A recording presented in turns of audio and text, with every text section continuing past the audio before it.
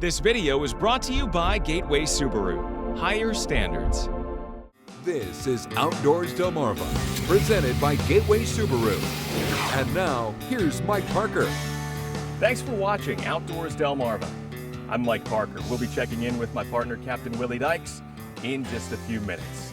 Well, as we begin the show this week, folks, I find myself here on a farm property in Worcester County, Maryland, in the Showell area. And for those of you who aren't exactly familiar with it, we're here off Route 589, just a stone's throw away from Ocean Pines, maybe a mile or so down the road. So we're in a pretty mixed rural and residential area. Well, I got a phone call from my buddy Gene Garrett, a local fur trapper who you'll remember from episodes past when we went out in search of species like raccoons and foxes. But this time around, Gene is here for something a little bit different. He's been keeping an eye on things out here after the property owner expressed concerns about some nuisance animals running around. It's a species that's not even native to Maryland, but one that's gaining a pretty solid foothold here on Delmarva. When you do a Google search for coyote, you get the whole kit and caboodle of information, from pretty pictures in the snow, to a wealth of scientific facts, to news reports with shocking headlines. The dog is snatched up and carried away. A dog in Dartmouth was attacked by a coyote during a family cookout. For some reason, the simple mention of this wild canine species draws a visceral reaction from most, especially when you learn that they're probably not far from your own backyard. So that's why I'm here, and lucky enough to get one this morning, so we'll see what it looks like. This looks like a young male, typical coyote. When the owner of this large farm first told Gene that he'd spotted some coyotes in recent weeks, Gene was interested in going after a new species.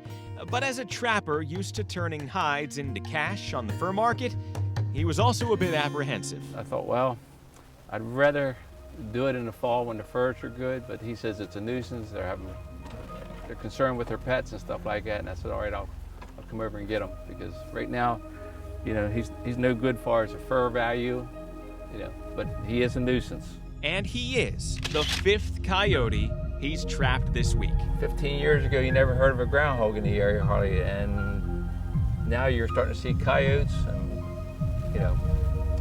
they're here to stay, and we're gonna have a problem with them, I think. This is the most I've heard of caught here on the lower part of the shore in any one season, especially in 1 week.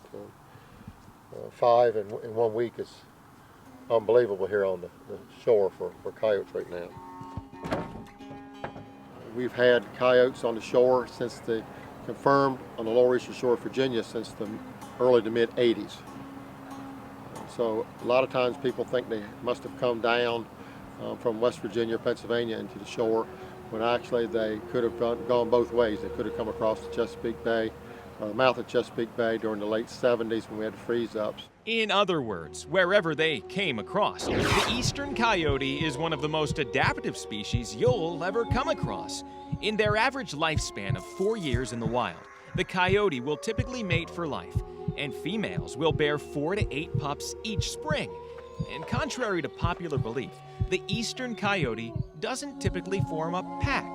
So as each new litter of pups matures, young coyotes waste little time seeking out new territory, expanding their footprint into places like Delmarva. Still a beautiful animal. Teeth, are they? This looks like a young animal. The teeth are nice and sharp, they're not worn.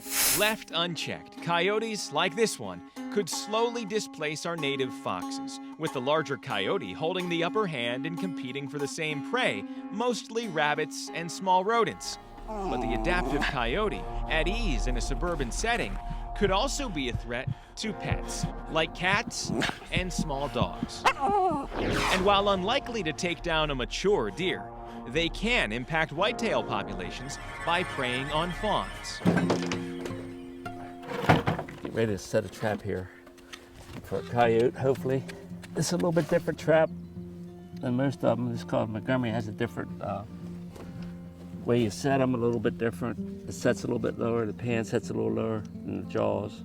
So I want to tighten it up a little bit, because you don't want to give him very much room to lunge. So I cut down on these lunging by about 2 to 3 inches. The more lunge they have, more chances of them getting away. Lure down in there to get his attention. It's very potent, pungent. Most of them have been caught on this. I don't have any, they make one for coyotes, but that's something new to the area, so I'm just getting started. And since this is done so well, I might just continue with that. While Maryland's true trapping season for coyotes happens in the winter, when furs are full and thick, nuisance control is legal by permit all year round, as is the shooting of coyotes 24/7, 365 by licensed hunters. And while the owner of this Worcester County property should sleep easier with Gene on the prowl, it's likely that so is the next coyote, already making its mark on Maryland's eastern shore.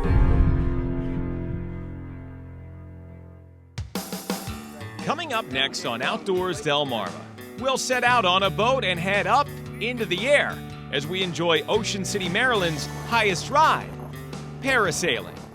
But first, did you know? While the emergence of coyotes on the eastern shore may be shocking to some, Delmarva has been home to some large canine species before. We'll examine this howling past when we come back. You're watching Outdoors Delmarva, presented by Gateway Subaru. Higher standards. Sponsored by Ocean City Tourism, Shorts Marine, Shooter's Choice,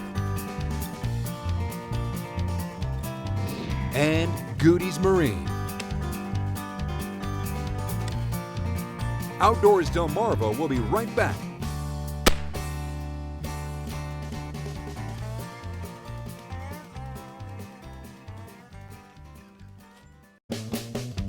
Did you know? While the emergence of coyotes on Maryland's eastern shore may be shocking to some, Delmarva was once home to a thriving population of gray wolves, but was pushed out by human and other pressures in the 1900s. These days, to see a wolf on Delmarva, you'll have to visit the Red Wolf exhibit at the Salisbury Zoo. Did You Know is sponsored by North Bay Marina,